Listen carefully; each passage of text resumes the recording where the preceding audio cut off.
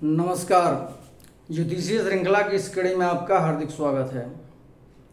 ग्रहों, राशियों और भावों के मेल से बनने वाले विविध राजयोगों के अध्ययन के क्रम में आइए अब हम वसुमती योग के बारे में जानते हैं। वसुमती योग का निर्माण कुंडली में कैसे होता है और जातक पर इसका क्या प्रभाव पड़ता है। वसुमती योग के बारे में कहा जाता है कि यदि लग्न से अथवा चंद्रमा से शुक्र, बृहस्पति और बुध मतलब पाप संग्रहित, बुध के साथ कोई पापाग्रह नहीं होना चाहिए, उपचय में हो तो वसुमती योग होता है। उपचय स्थान क्या है? उपचय स्थान हम पहले भावों के विषय में जब पढ़ रहे थे तो जान रहे हैं कि उपचय हम तृतीय भाव को, षष्ठ भाव को, दसम को और एकादश को, ये हम उपचय बोलते हैं, उपचय स्थान। तो लग्न से अथवा चंद्रमा से उपचय स्थान में सभी शुभ ग्रह मतलब बुध, बृहस्पति और शुक्र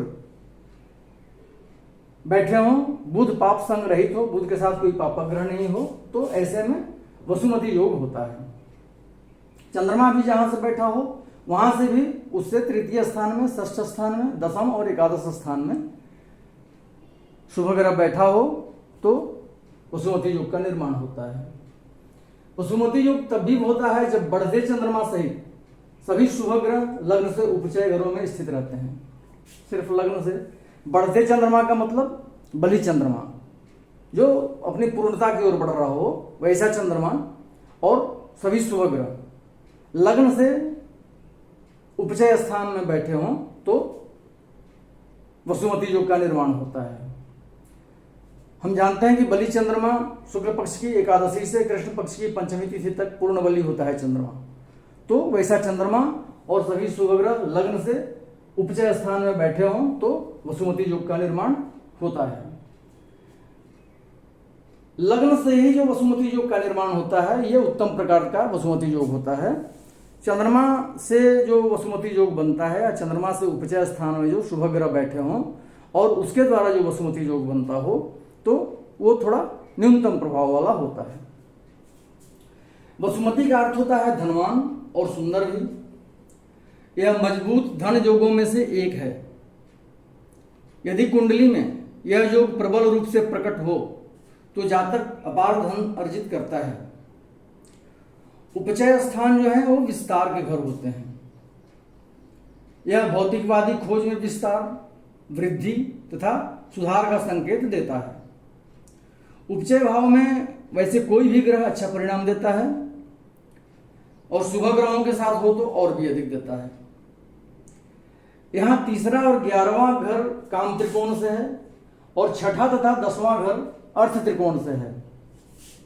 हम लोगों के लिए अभी तक के अध्ययन के क्रम में एक नया शब्द है, काम त्रिकोण और अर्थ त्रिकोण।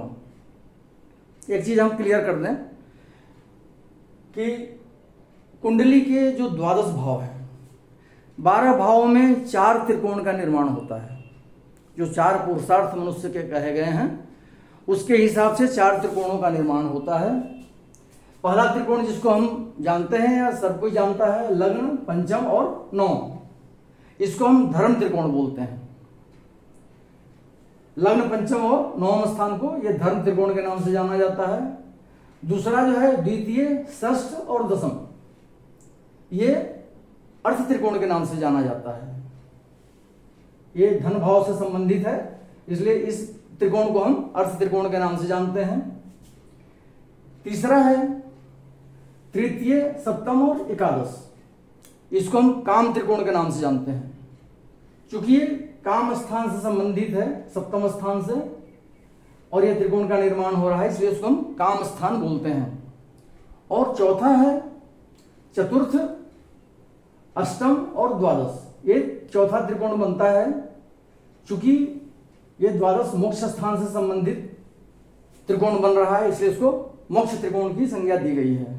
इस तरह से 4 त्रिकोणों का निर्माण कुंडली में होता है और उसके हिसाब से ग्रहों की स्थिति से हम बहुत सारा प्रेडिक्शन करते हैं और शुभाशुभ फल का अध्ययन करते हैं। तो यहां पे उपचय भाव जो है ये तीसरा, छठा ये जो है सो तीसरा और 11वां ये काम त्रिकोण से संबंधित है, इससे संबंध रखता है। और छठा और 10वां ये अर्थ त्रिकोण से संबंधित है। तो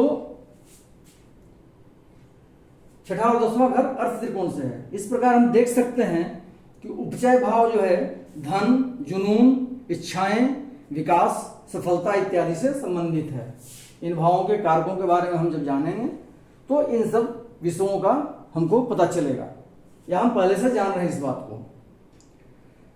तो और वसुमती योग भी धन और सफलता से संबंधित है। तो लग्न से उपचयगत होने से वसुमती योग जो है उत्तम प्रकार का होता है। ऊपर में कहा गया ना लग्न से अथवा चंद्रमा से। लेकिन लग्न से जो वसुमती योग का निर्माण होता है, लग्न से जो उपचय स्थान में शुभ ग्रह बैठे हों और उसके द्वारा जो वसुमती योग का निर्माण होता है वो उत्तम प्रकार का होता है।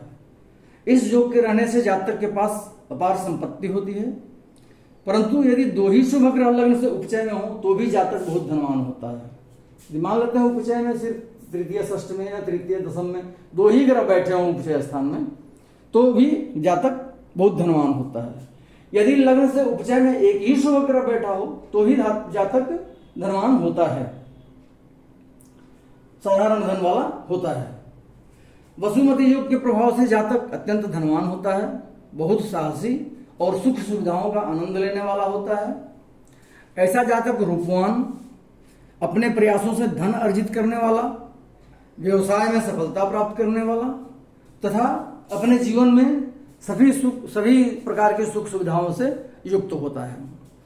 अगले वीडियो में हम कुछ अन्य योगों को लेकर उपस्थित होंगे। नमस्कार।